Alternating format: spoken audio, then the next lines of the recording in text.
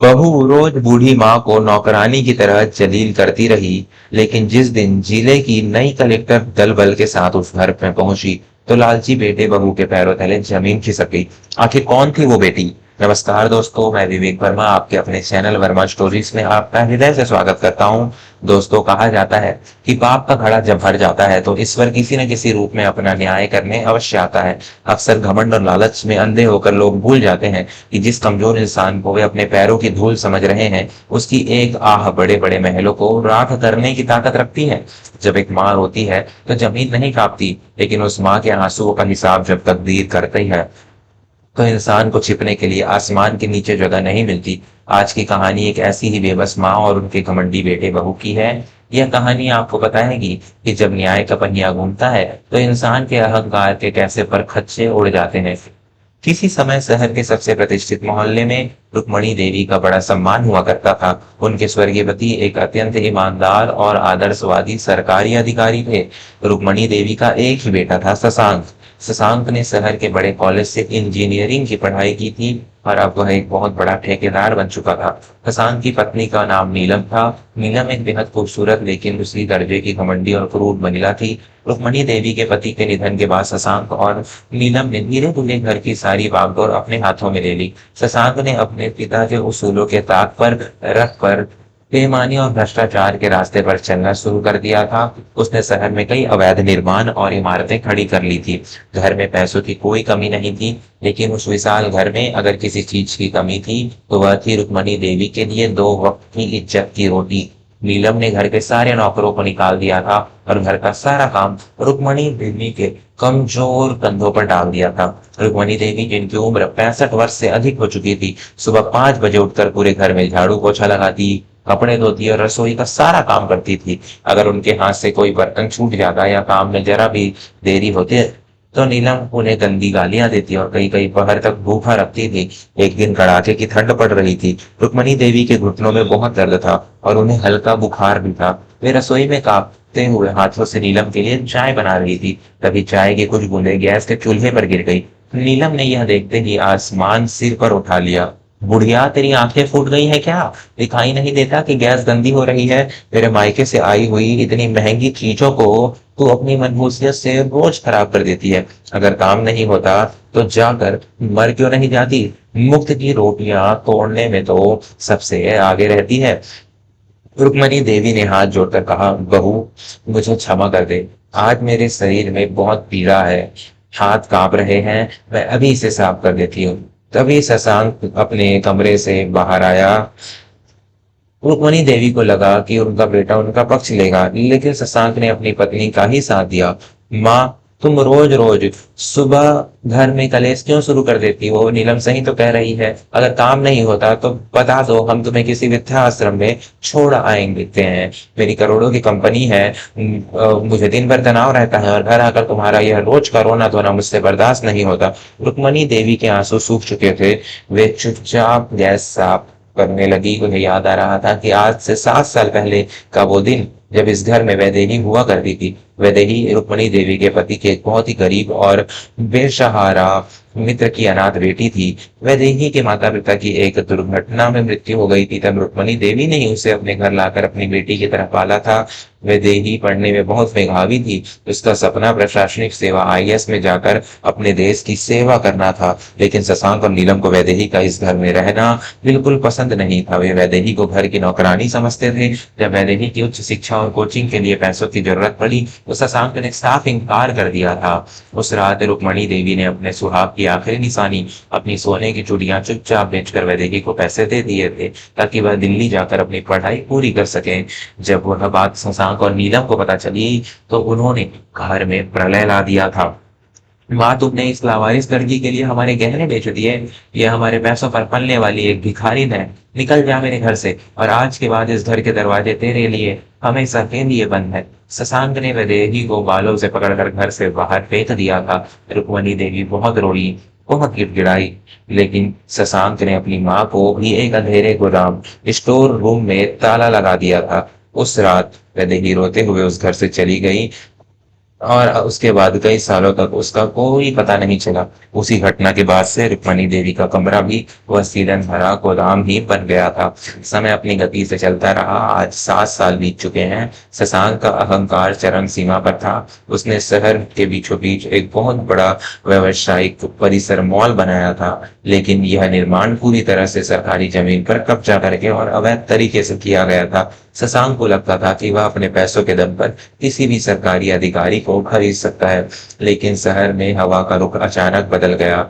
खबर आई कि राज्य सरकार ने शहर में एक नई अत्यंत सख्त और ईमानदार जिलाधिकारी कलेक्टर की नियुक्ति की है। इस नई कलेक्टर के आते ही शहर के सारे भ्रष्ट अधिकारियों में हड़कंप मच गई। नई कलेक्टर ने आते ही सबसे पहला आदेश शहर के सभी अवैध निर्माणों को ध्वस्त करने का दिया था। और सबसे पहला नोटिस शशांक के उसी नए मॉल के लिए जारी हुआ था। शशांक के घर में खलबली मच गई। उसने अपने सारे राजनीतिक संपर्कों को फोन घुमाया, रिश्वत की थैलियां भिजवाई, लेकिन नई कलेक्टर तक पहुंचने की किसी की हिम्मत नहीं थी। खबर आ गई थी कि कल सुबह कलेक्टर के आदेश पर शशांक के मॉल पर बुलडोजर चला दिया जाएगा। नीलम डर के मारे कांप रही थी। शशांक, अब क्या होगा? हमारा तो सब कुछ उस मॉल में लगा है। अगर वह टूट गया तो हम सड़क पर आ जाएंगे। हमें किसी भी तरह उस नई कलेक्टर से मिलकर उनके पैर पकड़ने होंगे। शशांक ने निराशा से कहा, मैं कल ही कोशिश कर रहा हूँ नीलम में, लेकिन मैडम किसी से मिल ही नहीं रही है। उनका दल बल कल सुबह कार्रवाई करने वाला है। अगली सुबह रुक्मणी देवी अपने उसी फटे पुराने कपड़े में आंगन में झाड़ू लगा रही थी। शशांक और नीलम घबराहट में घर के दरवाजे पर खड़े थे, सोच रहे थे कि सीधे कलेक्टर का लालच जाकर उनके पैरों में गिर जाए। तभी उनके मोहल्ले में पुलिस के सायरन की तेज आवाजें गूंजने लगी। एक के बाद एक 4 पुलिस की गाड़ियां और उनके बीच में एक लाल बत्ती वाली सरकारी गाड़ी रुक्मणी देवी के घर के दरवाजे पर आकर रुकी। पूरे मोहल्ले के लोग बाहर निकल आए। शशांक और नीलम के होश उड़ गए। नीलम, पुलिस! मुझे लगता है कि मॉल तोड़ने के साथ साथ उन्होंने मेरी गिरफ्तारी का वारंट भी निकाल दिया है। अब हम क्या करें? शशांक पसीने से भीग गया। गाड़ी का दरवाजा खुला। उसमें से कई पुलिस अधिकारी बाहर निकले और उन्होंने उस लाल बत्ती वाली गाड़ी का दरवाजा खोला। उस गाड़ी में से एक बहुत ही तेजस्वी और रुतबे वाली युवा महिला बाहर निकली। उसने कड़क सूती साड़ी पहनी हुई थी और उसके चेहरे पर एक अद्भुत तेज था। जैसे ही शशांक और नीलम ने उस नई कलेक्टर का चेहरा देखा, उनकी आंखों की पुतलियां फटी की फटी रह गई। उनके पैरों के नीचे से पूरी जमीन खिसक चुकी थी। वह नई जिलाधिकारी कोई और नहीं बल्कि वैदेही थी। वही वैदेही जिसे 7 साल पहले धक्के मारकर, लावारिस और भिखारिन कहकर इस घर से निकाल दिया गया था।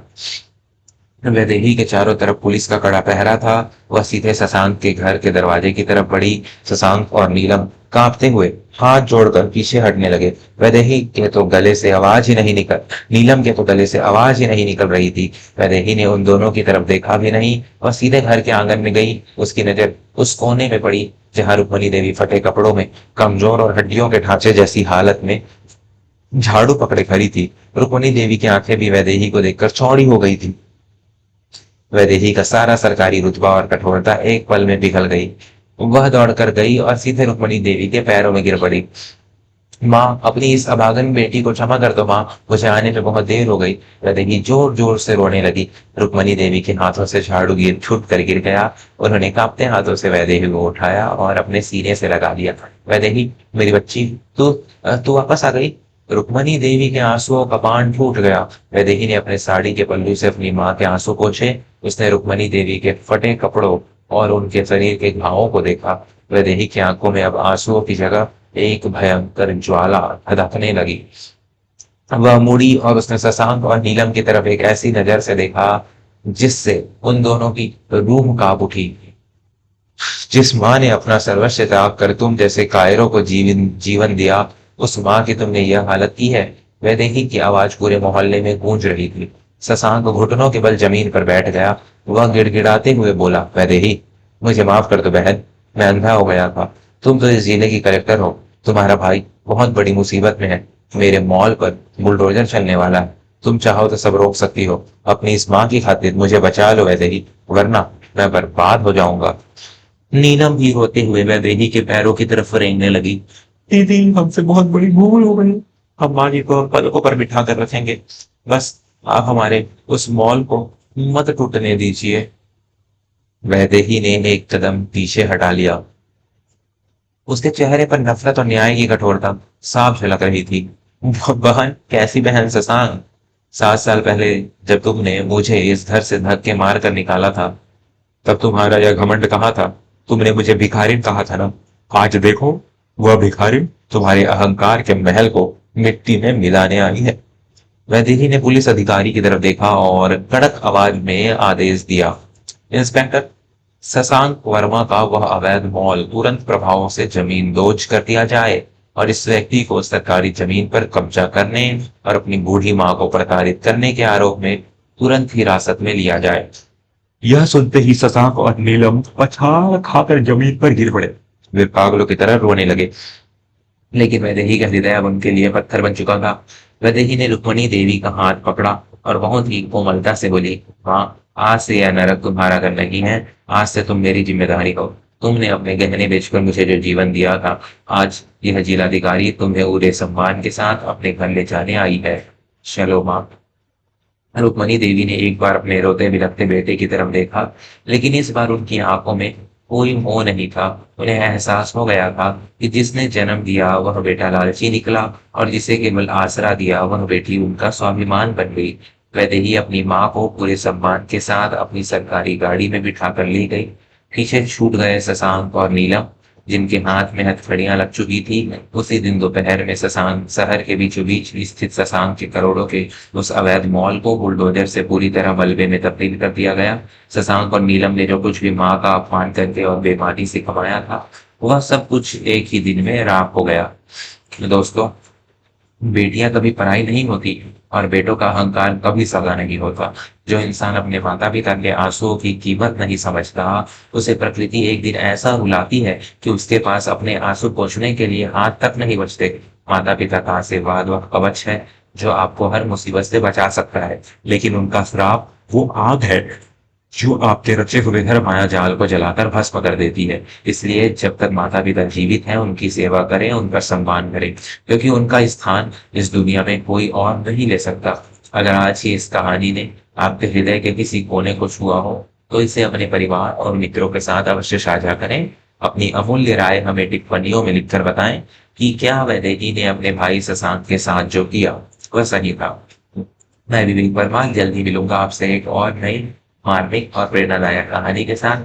तब तक के लिए अपने माता पिता का सम्मान करें, उनकी भावनाओं की कद्र करें और जीवन में खुश रहें। धन्यवाद।